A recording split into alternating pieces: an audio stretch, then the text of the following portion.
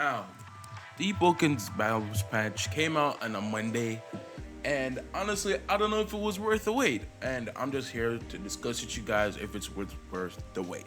Now, this balance patch came with the removal of DVM, but on armor pieces. Some armor pieces have DVM as an innate amount, so you can't get more DVM because, well, now the alternate method to get more DVM is by completing your bestiary. The bestiary is basically an encyclopedia of all the mobs that you've killed in a book. And if you kill enough mobs, you will get the bonuses that are listed beside the requirements to get the bonuses in the bestiary. And you will also get lore about those mobs if you kill enough. Now, people might disagree with this. Some people might disagree with this, but mainly I've seen positive feedback from this.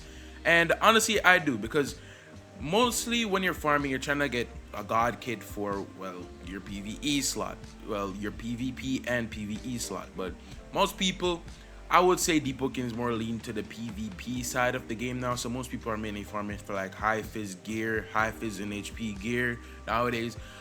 Some people, I would say they farm for DVM, but I wouldn't say that DVM is more prioritized approach over like PvP gear. Now, doing this is just making it easier for PvEers in general because, well, you're gonna complete these bestiaries regardless while progressing the PvE build. Because if you're gonna make a build for Diluvian, you're eventually gonna kill like 100 Charcoals and 100 Threshers. Even the Bounders, you're more or less likely gonna complete that one without even noticing. So, some people call this the Blocks Roots update. I don't really see it because, well, most of the stuff you are gonna do regardless, even if like you didn't have this quest before. Because I guarantee you on your PvE slot before this update, you probably killed at least like 1,000 Charcoals, 1,000 Threshers, 1,000 Bounders. Who knows? Now, regarding to some nerfs, Bloodfouler did get some nerfs. The VFX on Bloodfouler did get changed. And that's really about it. I'm pretty sure the standing crit did also get a little bit of a buff if I'm not wrong.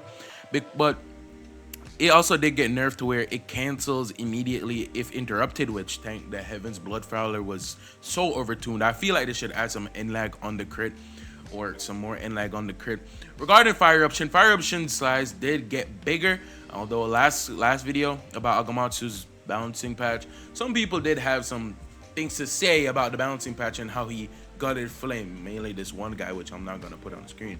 But I would say increasing the size is fair because, you know, it has to be bigger to be usable. So I would say that's fair enough.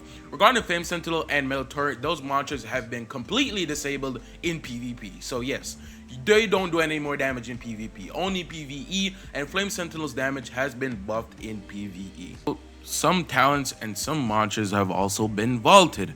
Now, regarding this, I would say that this is a kind of a good way to manage some stuff that are overtuned or like not balanced at all.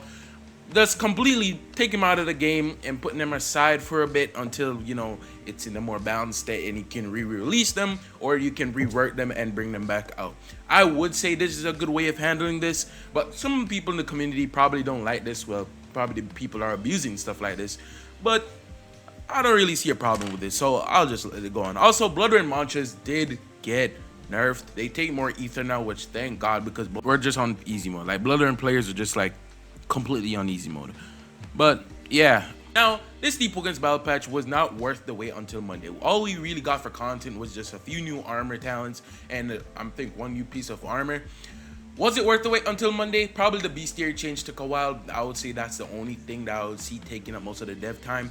But I wouldn't really say that this update content-wise was worth the wait on Monday. But PvE-wise, I feel like this is a good change for the PvEers. They can mainly focus on making their builds more survivable in case they get ganked in the depths by, like, you know, PvP builds that are trying to grief PvEers. Now, all around, good update. Agamatsu did cook again. Clearly he worked hard, and the rest of the dev team, I'm not gonna give Agamatsu all the glaze. But clearly these guys are working hard. More leaks are coming out. I feel like the devs are communicating with us more. The polls channel is finally being used. Like, this is the most active I've ever seen the polls channel in the Deepwoken server, and I thank Agamatsu for that. I'm gonna give Agamatsu his glaze for that. Now, if you guys did enjoy, which I know you did, leave a like, comment, subscribe, and I'll see you guys next one, man. Peace.